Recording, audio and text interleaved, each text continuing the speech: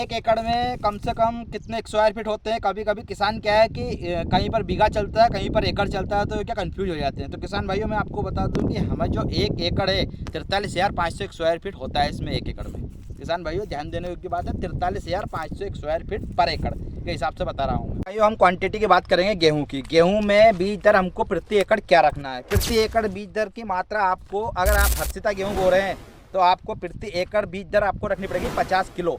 और अगर आप दूसरी तेजा जैसे चार पानी कोई सी वेराइटी आप अगर बो रहे हैं तो आपको कम से कम 80 किलो, 70 किलो, 80 किलो से कम नहीं डाल सकते, क्योंकि इसमें क्या है कि ये घनत्व ज़्यादा रहता है, इसमें बीज की मात्रा ज़्यादा डलती है, इसमें जो पैदावार रहती है हर्षिता की पैदावार ज़्यादा नहीं हो पाती है। लेकिन उसमें चार पानी की जो वेराइटी है, जैसे लोकवन वेराइटी है, तेजस है, 8713 है, बहुत सारी ऐसी वेराइटी, DBW 303 ऐसी वेराइटी जो चार पानी की जो उत्पादन रिकॉर्ड तौर उत्पादन, अभी नई वेराइटी निकली है 8830, ऐसी वेराइटी के लिए हमको ज़्यादा खाद की मात्रा पड़ती है। इसमें क्या होता है, हम जैसे ही 70 किलो अगर पर एकड़ के हिसाब से अगर गेहूँ डालेंगे तो उसमें हमको एक बैग DAP का डालना पड़ेगा और 3 बैग कम से कम SSP का तो आपको डालना ही पड़ेगा। इससे क्या है कि हमारा जो उत्पादन क्षमता है वो घटेगी नहीं, आपको 30 कुंटल से कम उत्पादन नहीं होगा। और आप जैसे ही चार पानी डालेंगे उसमें तो आपको यूरिया बैग कम से कम 1 से 1.5 बैग आपको प्रति एकड़ के हिसाब से डालना पड़ा है, जब ही आपका उत्पादन रिकॉर्ड तोड़ निकलेगा। किसान भाइयों छोटी से छोटी बातों पर ध्यान देने योग्य बातें ये हैं कि अगर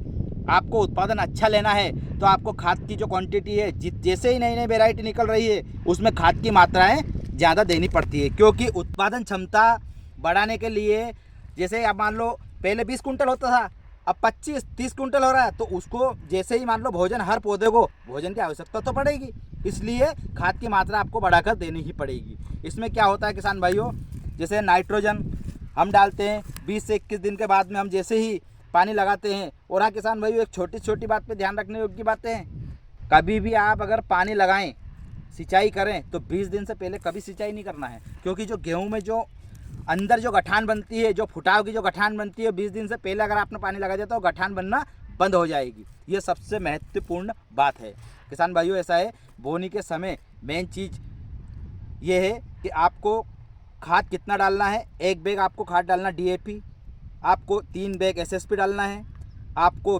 15 से 20 किलो तक आपको वो पोटाश डालना है, क्योंकि हमारी जो ज़मीन की उर्वरक क्षमता है इसको बढ़ाने के लिए। हाँ किसान भाइयों अगर आपके पास देसी खाद है तो इससे अच्छा कोई भी नहीं है। जैसा अभी हमारा आप खेत देखिए, अब हमने इसको बखर के कंप्लीट कर दिया है। किसान भाइयों खाद की जो मात्रा है बुआई के समय हमने आपको बताई दिया है कि एक बैग आपको डालना है DAP, 3 SSP डालना है। अब इसके बाद हमको यूरिया की जो मात्रा लेनी है, 20 दिन के बाद हमको पानी लगाना है।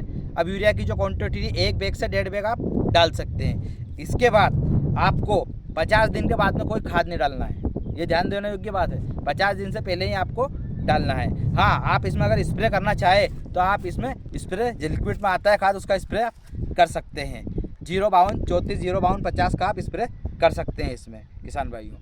आगे हम देखेंगे, जैसे ही आप इसमें पानी की मात्रा बढ़ाएंगे इसमें आप पोटास भी दे सकते हैं, बाद में भी ऐसे भी बुरका और सल्फर दे सकते हैं, पोटास दे सकते हैं इसमें, ताकि आपका जो दाना है वो बोल्ड रहेगा। हाँ इसमें आप एक लिक्विड का स्प्रे भी आता है, वो आपको स्प्रे भी कर सकते हैं। 2-3 कंपनियां बनाते हैं, कंपनियों का नाम नहीं बता सकता, इसलिए आपको वो जो होगी आपकी हाइट को वहीं रखेंगे और दाना के आकार बढ़ा देंगे। आपका उत्पादन कम से कम पर एकड़ कम से कम 1 से 1.5 कुंटल बढ़ा देंगे।